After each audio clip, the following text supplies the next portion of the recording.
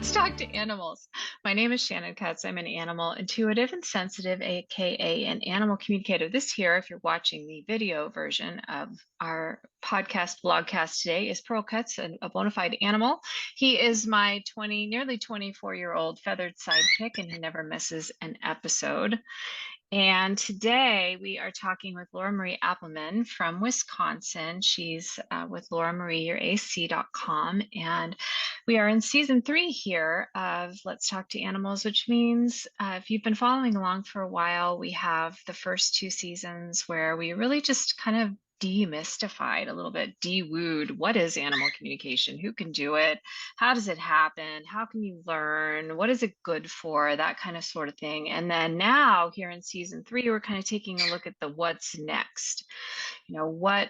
It's super fun when we start talking to animals, and it's an amazing exploration of, kind of like these higher levels of what it means to be human. And in fact, I feel like I very much learned a lot more about my own mechanism as a human animal when I started practicing animal communication. And certainly at 5 decades, I kind of thought I had tackled most of the big learning experiences, and lo and behold, here's another one. But one of the reasons I've invited Laura Marie on the show today is because she's got a really strong background in laboratory and animal science and Western veterinary medicine, and really is well equipped to help kind of break down, what happens when it's not fun and games. When we talk to an animal and they let us know that they're hurting in some way, whether physically or emotionally, they let us know that they have unmet needs or that they have past trauma we weren't even aware of. And as pet guardians, carers, fosters, rescue workers, shelter managers, we're left with the question of, what do I do? How can I help? The conversation it's one point of light on the roadmap towards, integrated animal wholeness and health and wellness and quality of life, but it's just one hat out of many. And so sometimes we're lucky enough to come across animal communicators who can wear more than one hat and have very unique backgrounds and life experiences and education and skills that, we can start to help answer that question rather than just sending our human clients out blind. And so that's why I'm really excited to have you on the show today, Laura Marie, and I really appreciate your time. So what's coming. I prepped you before we started. I said I always invite our guests to share, just take us back, share a little bit about your story.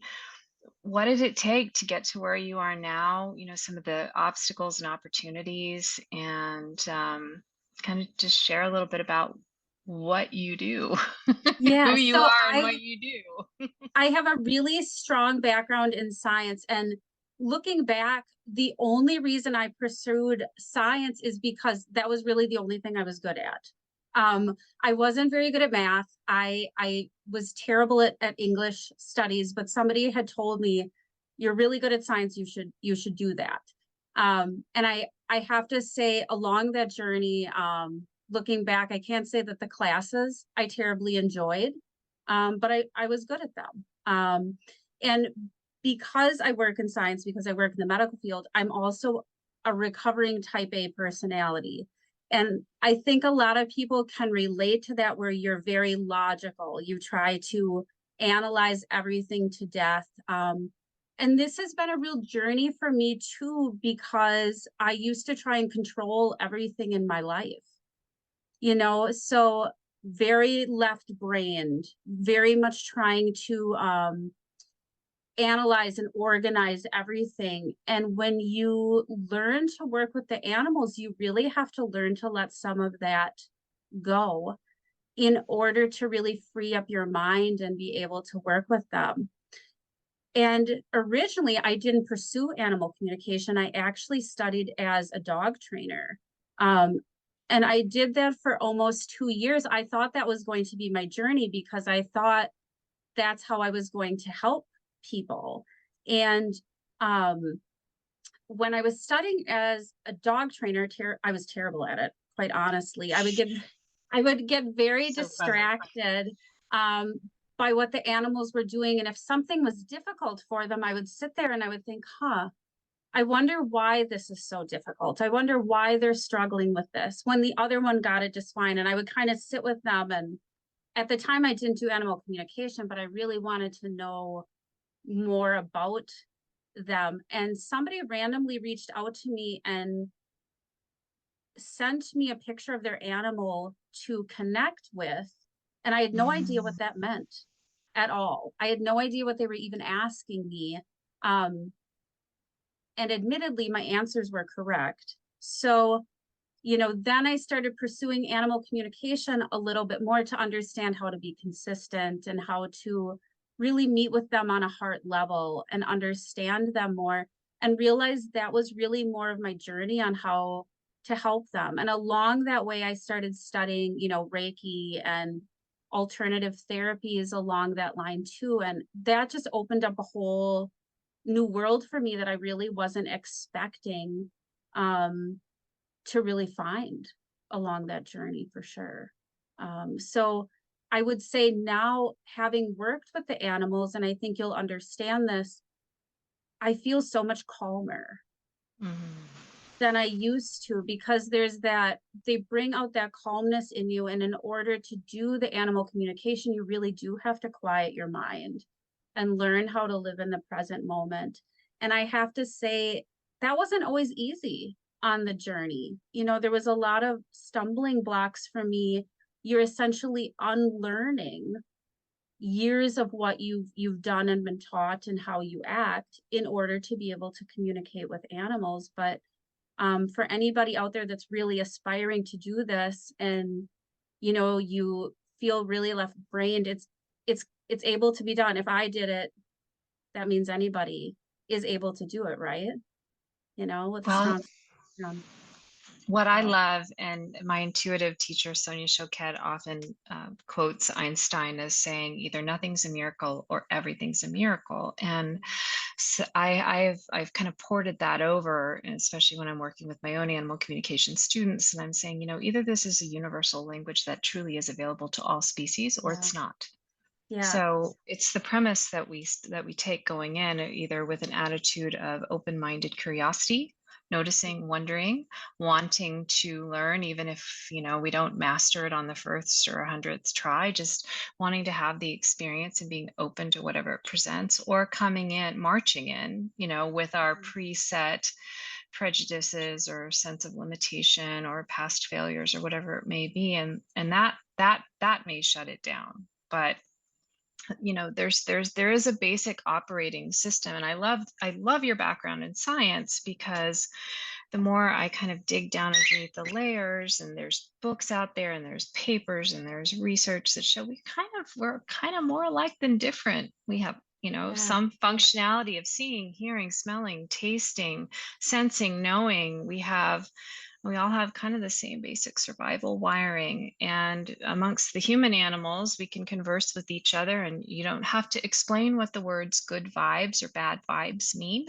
You yeah, know, we can all yeah, kind of go, yeah, I've had those. And so yeah, the pathways are there. I love how you said it's about, kind of unlearning.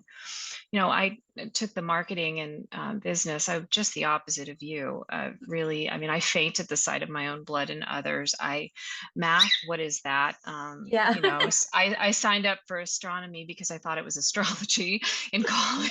I lasted one day, but English has always been a breeze. And so I ended up in a lot of public speaking classes and presentations and things like that. And the teacher used to say, 90% of conversation is nonverbal, and then would proceed oh, to base our grade almost entirely on the 10% that's verbal. mhm, And I often used to wonder, I wonder what this 90% is all about, but nobody else seemed that curious. And so, not, yeah, so this is really,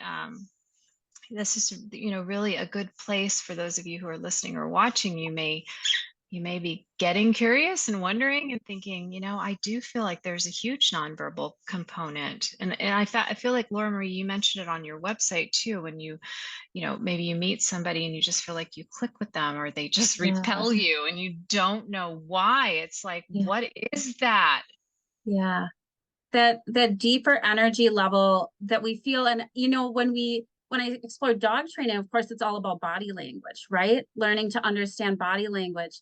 And when you get into animal communication, you feel that it's such a deeper level, and you don't need the signals, the visual cues to tell you what an animal is experiencing. And it just helps you not only understand animals at a deeper level, but I think other people too. Like you feel more connected to everything because you're essentially understanding an entire species, an entire group of animals that never had a voice otherwise. And I think that's really the beautiful thing about the whole thing, is that deeper connection that you feel. And I feel like that has the ability to really heal the planet in a lot of ways, just because of that deeper understanding that you feel, you know? So I think there's Oh, yeah. something really beautiful about that as well, you I know? think that's just brilliant. I mean, there stories abound on the internet. We can find them every time we log into social media, thank goodness, because Yeah, it kind of distracts us from all the other stuff that's there about people yeah, who just come across a wild animal and they just feel this animal needs my help. This animal's even yeah. asking for my help. And there are these amazing rescue stories. I mean, I'm surrounded by houseplants right now. And a lot of, if you're listening or watching and you're thinking, well, I don't even have an animal, or I'm allergic to animals, this can't Yeah, possibly apply to me. First of all, bravo. Congratulations for being here.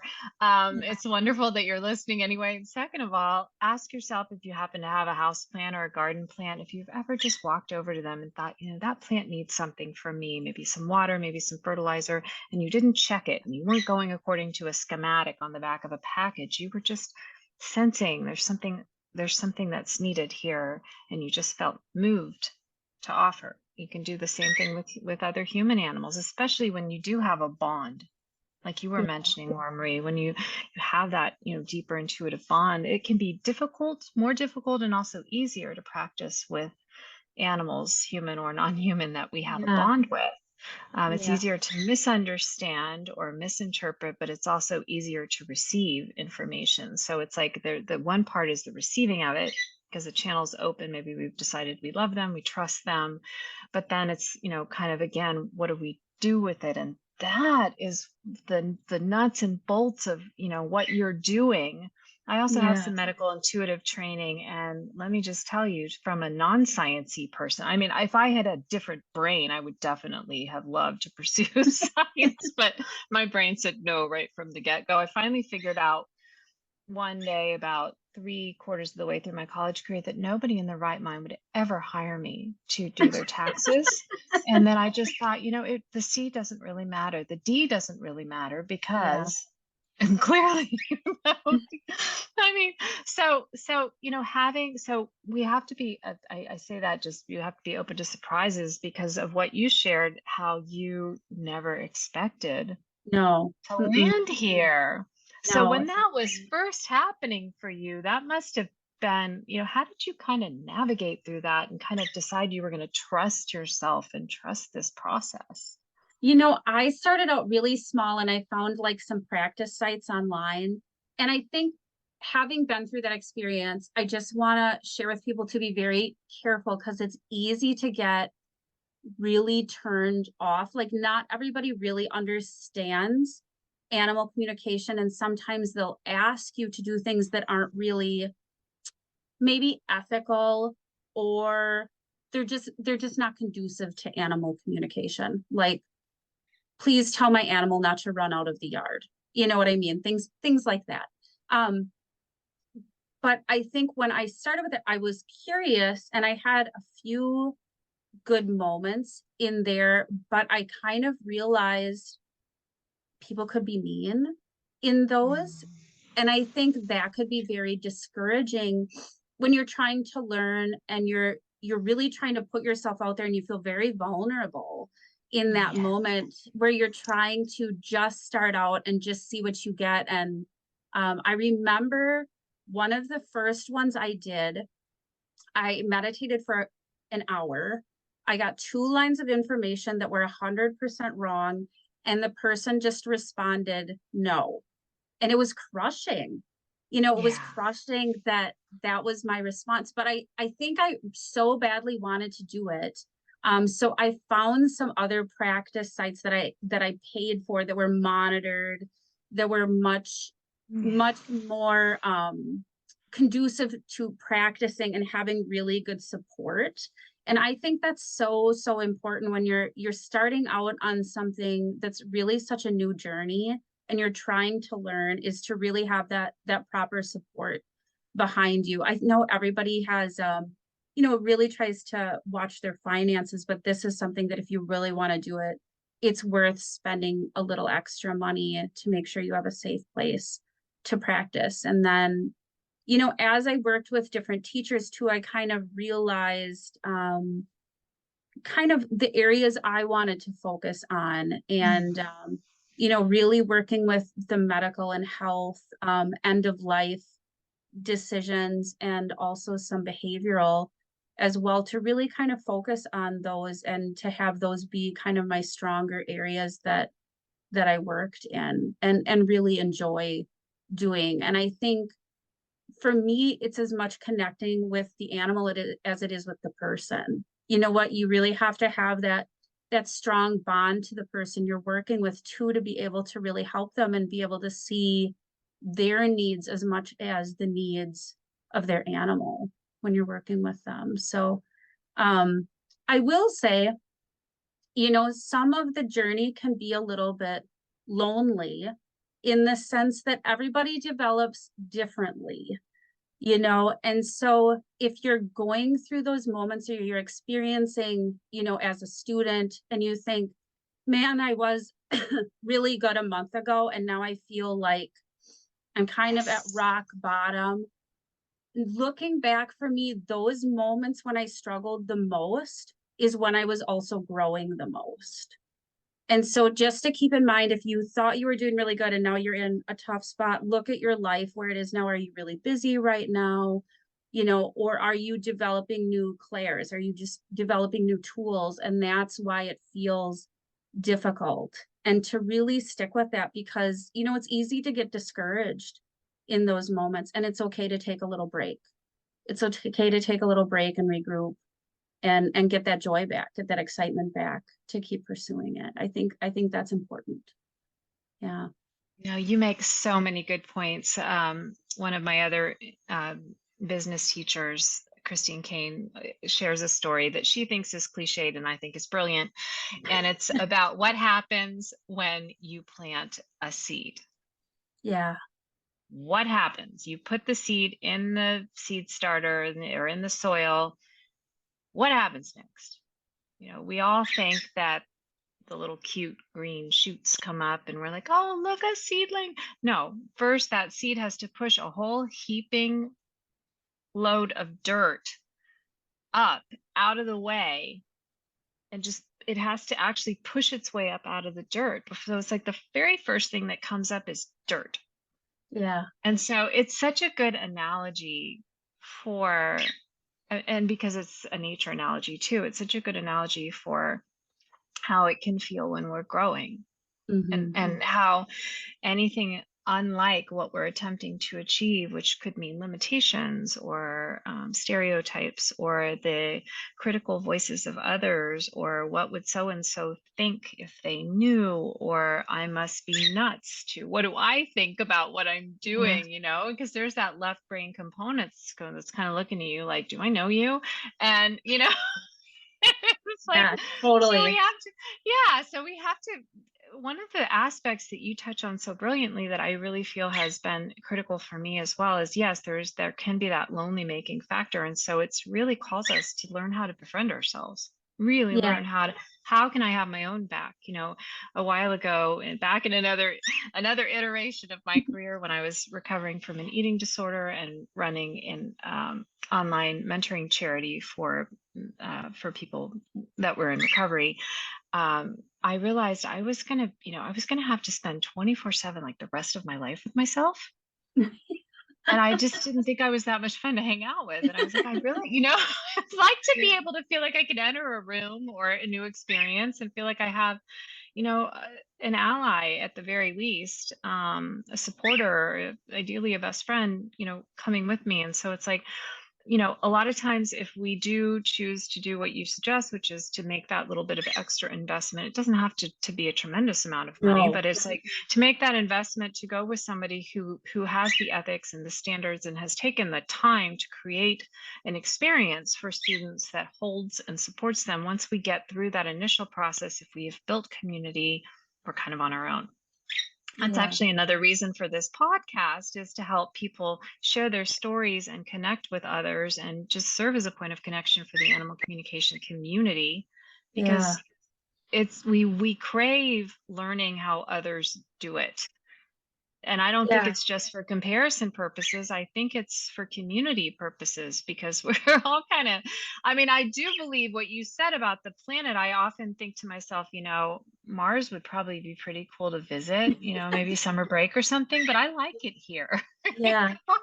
And I Yeah. really think we can still do something here. And this feels like perhaps why so many of us are awakening to. Yeah. So if you're kind of in this experience of, you're like, you picked let's talk to animals instead of 5 healthy habits to elevate your longevity, or how to work a 4-hour week, or whatever it is that's out Yeah. there, or healthy cooking for vegans. I don't know, there's millions of podcasts, and you pick this one. And so just recognize maybe there's something in you that's like, I think I have a role in saving the planet. I think I Yeah. might have something to contribute. I think I might have something I want to contribute.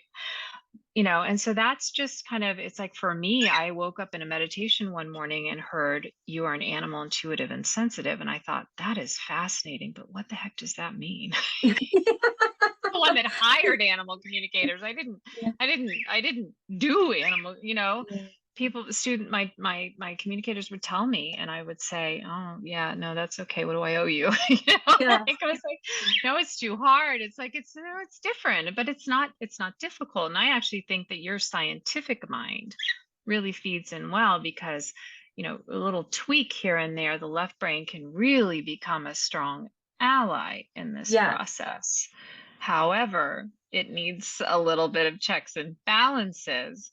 So Yes. let's talk a little bit about, I'd love to hear a little bit more. It's very rare that I get to chat with a fellow medical intuitive, and you have a very different background than I do. And Yeah. so I would love to hear a little bit more about kind of how you mediate that. And, obviously I do believe that we're not one size fits all in our community. Yeah. Different human clients and animal clients will be drawn to us, or perhaps repelled. We may not be the Yeah. right fit, and hopefully our human clients are mindful of that, and feeling, when they go to our websites or they take a look at what we have to offer, and are thinking, yes, this, I really want to have an experience with this person, or oh heck no, how did I end up here, kind of thing. Yeah. So just walk us through what it's like to dialogue with a human and animal team, a pair,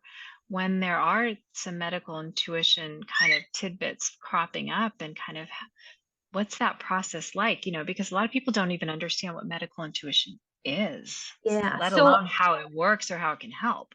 I always like my clients to have seen a vet. I think that's so important because um, also having a medical background, there's a lot of problems that lie under the surface. They haven't manifested in the physical, but prevention is a big part of what we do, right? And being able to know about that ahead of time through lab testing is always really important. Having said that, when you meet with somebody whose animal has some sort of health problem, I experience what the animal experiences normally. So I can feel the pain in my body where the animal would feel the discomfort. Um, and also, sometimes they just draw me to the area and I'm like, oh, this is the area of concern. So I get it kind of two different ways. And then I can have the animal expand on, pain scores, kind of helping me understand how that hurts. Is it always that way? Is it just before medication? Is it after medication? What helps? Kind of exploring some of those topics um, a little bit more. And being able to work with that and kind of go through the whole body and being able to explain it back to the person in a way that they can understand and kind of comprehend as well. Because sometimes animals are really good at hiding discomfort. And so that's also important, where sometimes there's a behavioral change, but the body is actually experiencing discomfort, but it's coming out as a behavioral change and not showing or exhibiting any discomfort. So that's also really important to see. I love it when the animals have amazing insight. One of the most profound experiences I had, I was working with an animal that had acid reflux. And this was like life-changing for me, because the animal was getting like a Western medicine treatment. And the lady realized there was something more she needed to do. And the animal said to me, I think we're treating the symptoms, we haven't treated the problem. And I was like, wow. Like I was like mind blown, because it had the awareness that the root of the problem hadn't been addressed, which was a food issue. It had trouble with digestion. So, I mean, sometimes things like that happen too.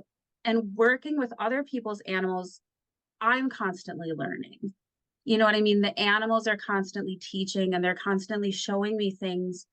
And then I take that forward. I can not share their information, but I have that new information now that I can take forward to help with other clients, but to also help my own animals, where I really change the course of how I handle their treatment, but also my own treatment. You know what I mean? I think having worked in that capacity where you have enough animals tell me that nutrition is such a key part of how they feel, then I think, well, maybe I should explore my own nutrition.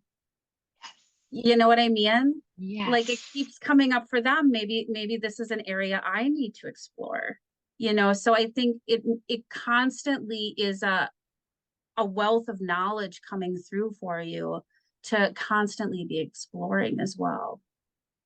And So there is that shared resonance as well, which is, it's kind of where some of the healing, because I'm a fellow Reiki master practitioner yeah, as well, and so it's like some of these energy healing modalities that we can apply also come into play to, and recognizing that there's a resonance between two individuals, and so it's like, yeah, if this is one area I find fascinating. It's like the animal communication component of why do people look like their pets? You see too. It's like we yeah, also tend to, or even married couples, after a while they look more alike, they act more alike, they prefer and dislike the same foods, and it's kind of like, well, that's not always a good thing, yeah, we so it's just like with our animal communication teachers, as you so wisely mentioned, we have to pick, we have to choose. It's like if we want our animal to feel better, it's important to also go back to ourselves and ask, well, how am I feeling? It's yeah, like, what kind of resonance am I emitting? Who's in training to who would be another yeah, question. I yeah, mean, ideally, the strongest, highest vibration frequency um, prevails. However, it's the strongest frequency, and so I know, right? Yeah, very cute. And it's more often than not, we'll end up with a mirroring or a modeling situation. Oh, thank you. That more pink, that was a big one too. Those of you who are watching the video just got a really special treat. Sorry, guys. It's parrot life. Hashtag parrot life. There you yeah, go. So, exactly, exactly. so yeah, so it's kind of like we got to look at, you know, what, what, what am I doing in my Yeah. life that might be impacting my animal in ways I would never dream of. I feel like in so many ways our animals do mirror or model for us because they know we can do better. And I We can think, do better. That's a and I tough think one. this is the thing that I see most often. Animals are incredibly patient. You know, they support us tirelessly in our pursuit to change. And they're like, just like little gentle nudges. And I think sometimes we do the opposite for them. You know, we see that they're anxious, or we see that they have, some sort of behavioral problem. And obviously, if it's an aggressive situation, it's more dangerous. But sometimes we just need to give them that patience and that space to also promote that change. And obviously, finding out how to do that through animal communication is really, really, really helpful. But that's the one thing that I definitely notice the most, is that we also have to be almost as patient as our animals are with us, because they really deserve that as well. That ability to change, because when you make the choice to change on your own, it's much more powerful than if somebody tells you to change. You know, if you can have that conversation about how each person is feeling, how the animal and the guardian is feeling, and then kind of work out a compromise where that animal can change on their own, it's very powerful, and it has more lasting effect, I find, than somebody trying to force a change, for sure. So Well, it's really interesting because you're bringing up something that, I know for me, as an aspiring newbie, when I finally figured out what it meant to be an animal intuitive and sensitive, and I was like, okay, I better, enroll in a class. And I remember the day that my first animal communication teacher introduced tuning in with the human, and it was my very first practice session with one of my fellow students, and I was like, okay, no, I'm out. I'm just here to work with the animals. It's like, yeah, and my practice partner had to really be like, Shannon, just give it a try. Just just try. yeah, Thank goodness I got this particular person, because he was so patient with me and so encouraging, because I just, a lot of folks, we get a little tired of our own species. We get a little tired of ourselves. We feel better when we're with animals, when we're with our animals, when we're out in nature. I mean, nobody goes to the accountant on their day off. It's like, unless there's an urgent IRS problem. I mean, yeah, we want to go to the beach. We want to go to the forest. We want to go sit somewhere outside that has a nice view and relax and enjoy the sounds of nature. And so, we think after a while, well, I want to help animals. Animals need our help more than other human animals. It's like, oh shoot, there's usually always at least one human attached to the yeah, animals that we're going to end up working with. There's the yeah. rare communicators that maybe work almost exclusively with wild rescues. And even then, we've got shelter managers and rehabilitators and trainers and all sorts of people. And so we end up having to find ways to communicate the animal's truth that will not fall on unreceptive ears Yes, agreed. or be misconstrued. And this is where the medical intuitive part of it really gets dicey with animal communication. Ethics is so important, because So that human important. animal really has to understand that there's all kinds of aspects, of ways, of methods to approach what's needed. And it's not about either or.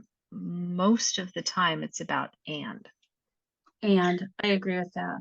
And I Yeah. think what's really scary is, when somebody comes to you, or when somebody has a medical diagnosis on their pet, they're following the recommendations almost to the letter, because they're scared, and Yeah. somebody has told them that this is what you have to do to keep your pet healthy. This is what you have to do to keep your pet safe.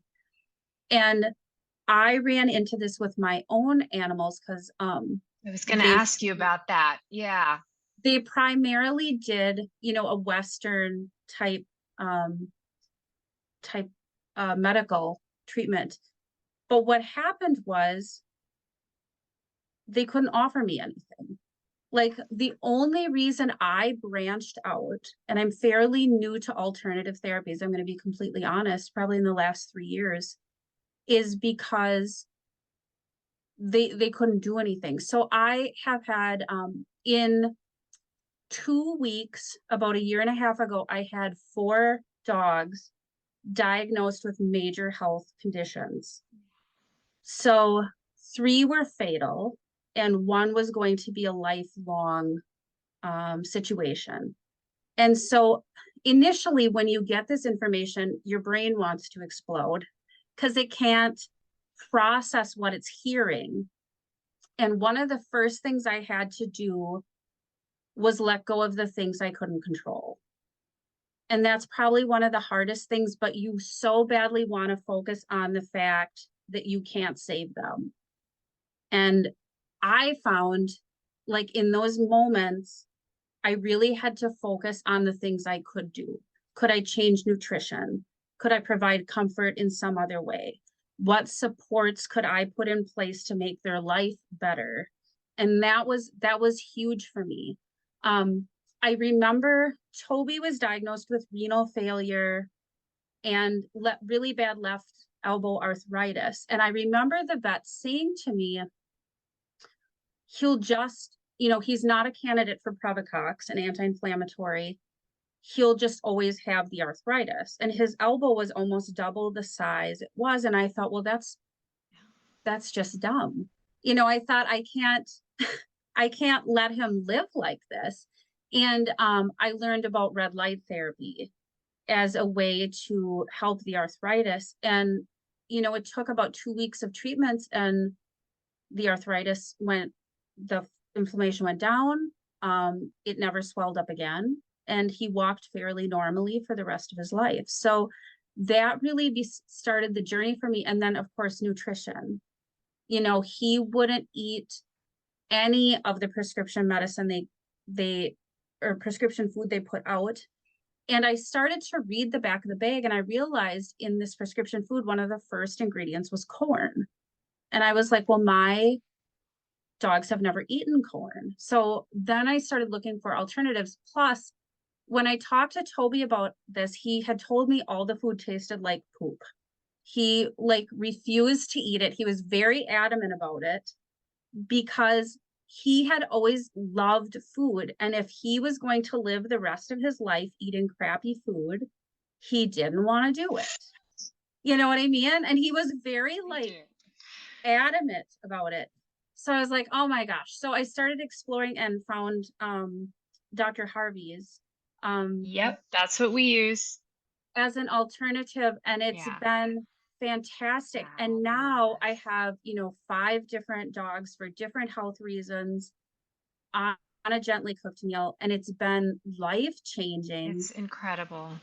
For their health, all with different type of health situations. Some, is renal, some is digestive. One had a salivary gland issue, and it's been really helpful keeping it open because of all the moisture in the food.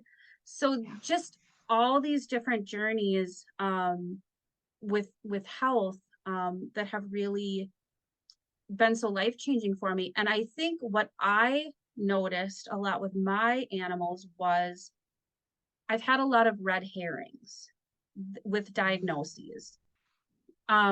This happened with my dog Olive specifically, where I took her and she was having kind of some hard time breathing, and it kind of took me by surprise, and I thought we should get this checked out.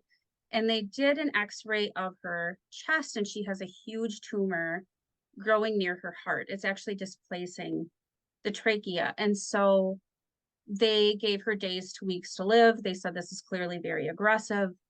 In hindsight, looking back, we have no idea how long the tumor's been there. That was 1.5 years ago. And when I got her home, I realized, because I spend much more time with her than the vet does, that she actually had acid reflux. And when I switched her to a different food that she could process better, she lost weight, her breathing improved, her mobility improved. And today's her birthday, so she's doing very well. Brilliant. So yeah, she's doing very well. Brilliant. Food is medicine. I at these last few episodes I've been chatting about, I'm currently recovering from major surgery where pretty much everything that could go wrong has gone wrong. Oh my And God. one of the big challenges I've had has been this persistent nausea, and this has created, I've always been kind of a focus on healthy eating, healthy food, but I have been chanting to myself over and over again, food is medicine, food is medicine, food is medicine, and really, asking myself before each choice I make, will my body know what to do with this? And Oh, it's like, yeah. if it's, and just kind of recognizing if is my body gonna take in the food and go, what is this? What do you expect me to do with this? Versus, and transitioning off of these processed diets, whether for ourselves or for our animals. We went through a similar process after my father passed about a year and a half ago, and my mother had a fall. I ended up moving in with her and inherited a dachshund because I pretty much, mom needed a lot of help caring for our dachshund Flash Gordon. And so Flash has had a wild ride in the last year and a half. We've gotten him off a kibble. We have gotten him into holistic veterinary care in addition to the traditional care that he continues to receive. He's we found Honest Kitchen and then transitioned to Dr. Yeah. Harvey's. He's like, and I'm talk about a foodaholic. I mean, he hasn't ever met a food group he doesn't like, it seems. And just having like warm, fresh meals. And what's surprising is how my mother, unlike me, is a chef. She is incredible. Like, I cannot boil an egg. She is amazing. You make like a regular hard boiled egg taste like you want to give her $20 for it. Like, it's that good. And the satisfaction I see with her being able to do something so productive that we want to show love to our animals. Yeah. We want to do more for them. And I mean, it's just such a gift of love to create a warm, nourishing, wholesome meal. And what's so cool about this is that it's so customizable. Oh, Not to so go off, not to go off on a tangent, but it's just, it's like, and Dr. Judy Morgan, who's she actually kicked off season 3. So if you're listening to this and you want to go back and listen to the interview I did with her, she's amazing. She's a real proponent of these fresh food diets and really paying attention, exactly what you said, Laura Marie, to paying attention to the ingredients. If we can't pronounce it, perhaps we need to investigate further. Same thing for our own diets. But I mean, the behavior change, switching, I mean, everything, switching the shampoos to something like taking like we don't have to knock everything over the head with a hammer. Yeah, I And agree. look at, for somebody like me, I don't tolerate Western medicines very well. Well, a lot of times our animals don't either. And since most of our medicines have been tested on them, when we go to the vet, we discover that, for instance, my parrot Pearl, last time he had a little injury, he was given meloxicam, parrot portion. And that's the same.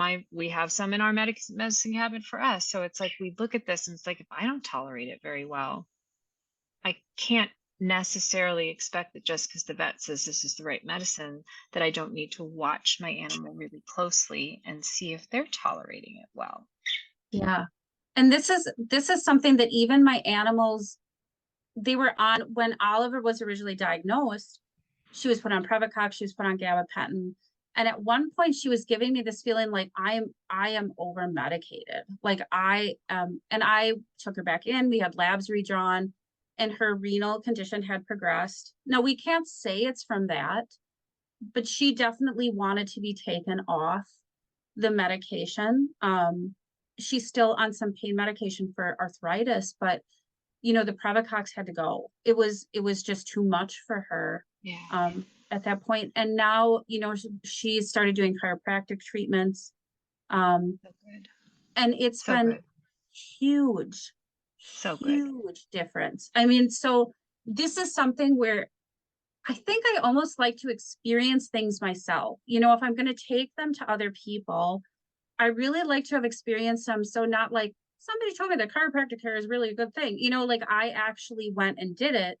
Mm-hmm. And I can see the huge changes, not only in physical, but in behavior, because her body feels better. It's moving better, which has been just huge, huge change for her, because for her, her mobility is everything. That's keeping her going. So I think that's so important. There's so many different aspects of health. And I think you've probably seen this with your clients too, is that when they come, everything feels overwhelming. You know what I mean? there's too many options, or there feels like no options, and just having somebody be able to go through and kind of sort that out for them and say, okay, well, let's look at this, or this looks like the primary area of concern. Let's focus on that a little bit more. Because sometimes when you have a major health problem, you have to take it in little pieces. Maybe it's too much to handle all at one time, or too many areas to explore, and we just need to take it in small bite-sized pieces to kind of create a game plan around it. And I think that's really important. Absolutely vital. And just having that emotional support, and also just having the ability, having the option of inviting the animal to the conversations about their own Yeah. health, their own well-being, and just really tuning in, even just the support and the validation for that pet guardian of saying, here's what your animal shared with me about their personality, their temperament, what they love most about their life, what matters most to them, and having that validation of the pet parent or guardian saying, yes, that's how I perceive them as well. And just, it's like, and it's like we awaken intuition in ourselves and in other Yeah. human animals a little bit at a time. And Yeah. so often these challenges, there's this story that I've been thinking about a lot lately of this, it's an old parable and I don't know where it came from, but it's this man, and he had something really good happen to him, and his neighbor across the fence was like, way to go, dude. And the guy's like, yeah, we'll see. And then he had something really crappy happen to him, and his neighbor's like, oh man, I'm so glad I'm not you. It must suck. And the guy's like, yeah, we'll see. And it kept on going this way. And as it works out, some of the bad seeming stuff led to some of the best stuff. And so I often think about that when something happens, with myself or with my animals, and I think, well, you know, maybe this was a heads up. Maybe this is, instead of just going down that rabbit hole of Yeah. totally freaking out, which we just do when we love somebody as much as we love Yes. our companion animals. Let me just take a step back and go, maybe this is happening so that we can stave off something that would have been much, much worse. I mean, that sounds like a negative perspective, but it can also be really positive. Yeah. Be I like, maybe I'm totally. going to learn something that Yeah. is going to really improve quality of life for all of us. And so having said that, I feel like it's kind of at the point of conversation where let's talk about, what if somebody is thinking to themselves, I feel like my animal has something to say and I just am having trouble hearing them. Like, what would you recommend? Like, if somebody wanted to reach out to you, if they are maybe struggling, or I mean, there are a lot of veterinary shortages going on across the country, probably Yeah. in the world. There's a lot of, lack of access to some of these holistic practices, and people just start to feel very disempowered. And Yeah. so I'd love it if you'd share a little bit about how folks can reach you, how they can work with you, what you'd recommend for somebody, especially somebody that maybe has never had an experience of animal communication with their pet before. Yeah. So people can always reach me at lauramarieac.com. They can always contact me through my website. And I think I'm also on Facebook at Laura Marie Appleman, so people can contact me that way as well. But if people have never had any type of communication with their pet, we're going to start out really slowly. Any concerns you have, let's address those up front. Are you nervous about something? Because I want people to be excited about the experience. I don't want them to go through the whole communication like worried about their animal. Let's say a lot of times people say, I don't want to do a communication because what if my animal like complains about me, right? What if That they used say to be me. what if they say something bad? And normally the people that say that are the people that go to the ends of the earth for their animals. Normally animals don't say anything like that. They're very compassionate, they're very understanding because that's who animals are. You know, but I think if you're really nervous about that, but if you're really feeling that experience, if you're really feeling that anxiety that your animal is trying to tell you something, there's no reason to live every day like that. Just being able to have the validation of what they're thinking and feeling a lot of times takes away a lot of that pressure that we're feeling. Um, But also I think there's a lot of people that have pets in spirit and things like that that can feel that guilt of things that happened or the what ifing. And it's nice to be able to have that.